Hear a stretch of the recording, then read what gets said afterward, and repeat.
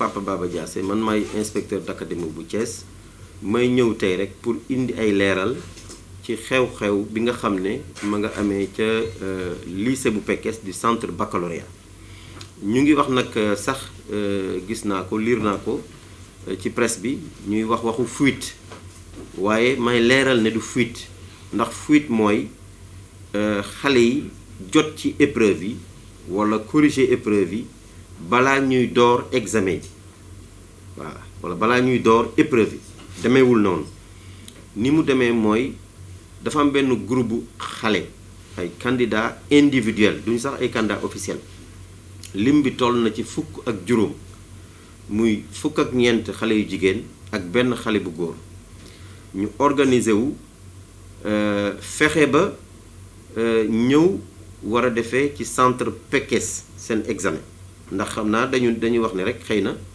zone rurale bi mën nañ fa làqatu def liñ bëgg ñu daal di créer seen groupe WhatsApp boo xam ne benn waaye daal bu ñuy wax ci d'après information yi nga xam ne moom la ñu jot ñun ci proviseur Pekes jële ko ci gendarmerie bu Pekes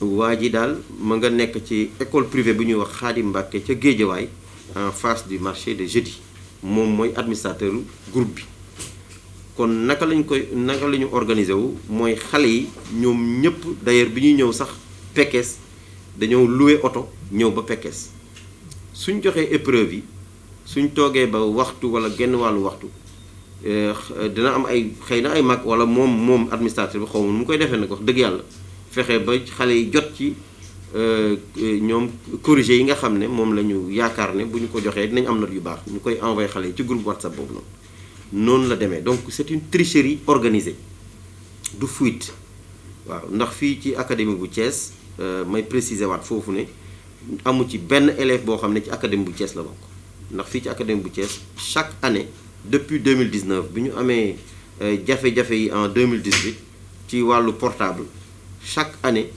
dañuy waxtaan ak xale yi dem ci lycée yi waxtaan ak ñoom wax leen danger bi nga xam ne portable ca la nekk wax leen ni aussi portable dañ ko interdire bu ko defee ñu mën ko moytu depuis 2019 mosuñu am problème bu demee noonu ci wàllu fraude wala portable wala yu demee noonu. administrateur groupe bi élève la wala jàngalekat.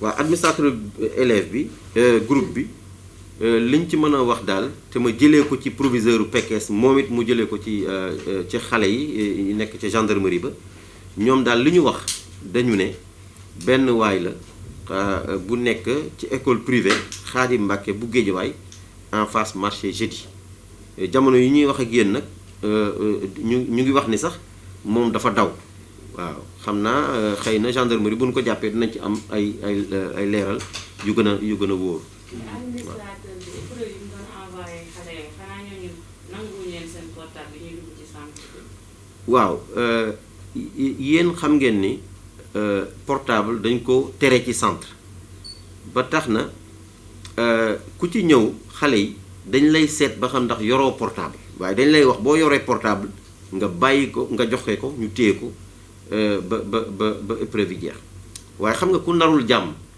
mën na nëbbu portable foo xam ne mënoo ko gis parce que tamit nit doo ko jël di xool ci moom ci boo bëgg voilà xam ngeen li ma bëgg a wax donc am na foo xam ne mënoo fa yegg ci nit pour xool ba xam ndax amoo ci sax droit pour def ko donc xale yi bu ñu naree lu bon moom mënoo ci dara waaye li nga mën rek mooy teg ay surveillant 3 par classe au moins nga xam ne dinañ seetlu xale yi xool ñi nga xam ne xëy na yaakaar nañ ne ñu ngay def lanka sudul noonu ñu signalé ko loolu nag ma ciy jaajëfal proviseur ak président de jury bi nga xam ne ñoo def liggéey bu rafet bi nga xam ne def nañ ko ndax mbir mi bi mu xewee rek informé nañ ma informé directeur office du bac def seeni rapport envoyé ñu ci rapport yi sax da ngay gis ne xale yi bind nañ wax ñoom ci seen bopp ne ñoom ñoo ko def donc xam nga loolu moom amatul sikki sàkka waaw xam nga nit moom bu bindee ne maa def lii moom kenn mënutu ci dara te yooyu yëpp ñu ngi ak moom.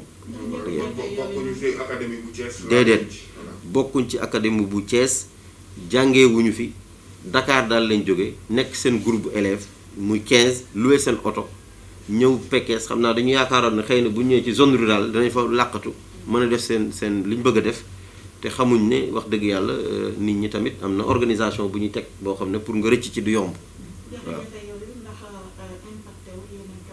déedéet impacté wul yeneen candidats yi examen bi mi ngi dox ci ni mu waree fi mu nekk nii may wax ak yéen ndax comme ni ma ko waxee rek proviseur liggéey na liggéey professionnel ak président de jury ba nga xam ne perturbé wu xale yi génne nañ leen yóbbu leen gendarmerie ñu def seeni rapport ci jàmm ak salaam coow amul dara amul.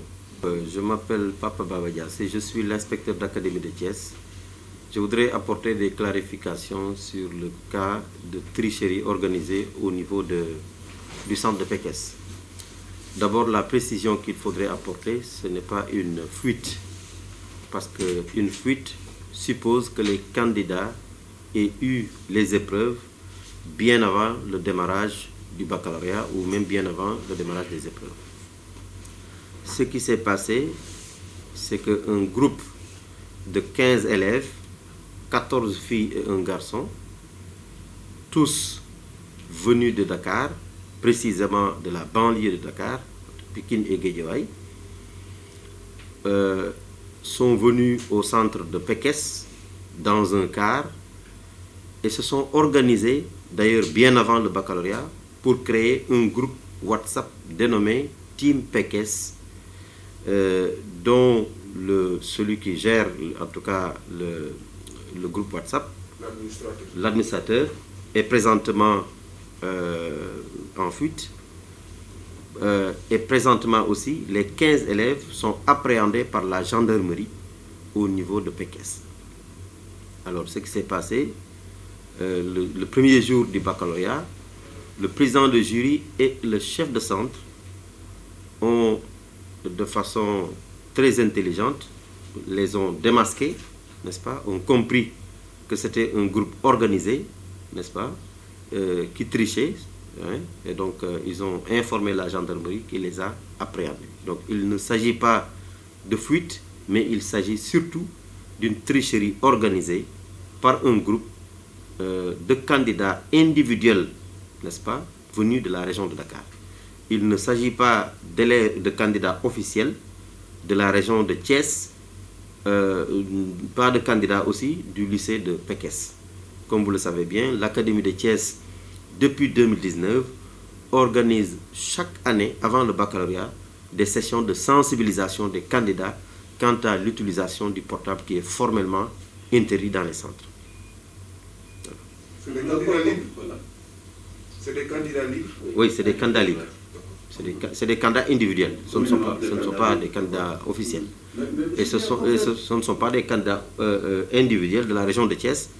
Ce sont des candidats individuels qui habitent, n'est-ce pas, la banlieue de Dakar. Et dites-nous, l'enquête est en cours. Quels sont les premiers éléments de l'enquête? Comment ils se sont organisés? Voilà, oui, l'enquête est en cours. Et comme j'ai dit, c'est un groupe d'élèves, de candidats individuels, n'est-ce pas, qui se sont organisés. Et donc, l'administrateur du groupe, n'est-ce pas, qui est présentement en fuite, certainement qui constitue également le cerveau, hein, travailler pour que les élèves, 1h ou 1h30 après qu'ils aient reçu les épreuves, que ces élèves puissent recevoir, n'est-ce pas, peut-être les corriger, n'est-ce pas les corriger de l'office de bac, mais, n'est-ce pas, le travail fait par des adultes tapis dans l'ombre, n'est-ce pas, et qui aident les élèves dans les salles de classe. C'est comme ça que ça s'est passé. Mais il ne s'agit pas du tout, n'est-ce pas, de fuite. Pas du tout. On peut savoir si l'administrateur est un professeur ou... D'après les informations, en tout cas, que la gendarmerie nous a données par le biais du proviseur de Pekes, il s'agit, n'est-ce pas, d'un monsieur Diaz qui est au niveau de l'école privée Khadim Baké de Guédiawaye en face du marché jeudi. D'après les informations que j'ai reçues du proviseur. C'est un enseignant. Certainement. Certainement. Certainement. Pour l'essentiel, tout se passe bien au niveau de oui, pour l'essentiel, tout se passe bien au niveau de l'Académie de Thiès, comme j'ai eu à le dire hier. Donc, nous avons fait la tournée avec le gouverneur accompagné du préfet et des autorités locales, des parents d'élèves et des organisations syndicales. D'ailleurs, j'étais avec eux hier. Donc, les appels téléphoniques également ont montré que tout se passe bien au niveau de l'Académie de Thiès. Pour le moment. Est-ce que ça n'a pas perturbé les candidats? Non, non, pas du tout. Parce que, comme j'ai dit, le proviseur de Pékesse, que je remercie au passage, et le président du jury ont été extrêmement professionnels, n'est-ce pas? Dès que l'affaire a éclaté, ils m'ont informé, ils ont informé le directeur de l'office du bac, ils nous ont transmis les rapports qui sont confidentiels, dans lequel rapport il y a les aveux écrits des candidats eux-mêmes. Il y a les aveux écrits des candidats eux-mêmes. Et donc nous avons transmis à qui le droit, n'est-ce pas, les rapports au niveau national.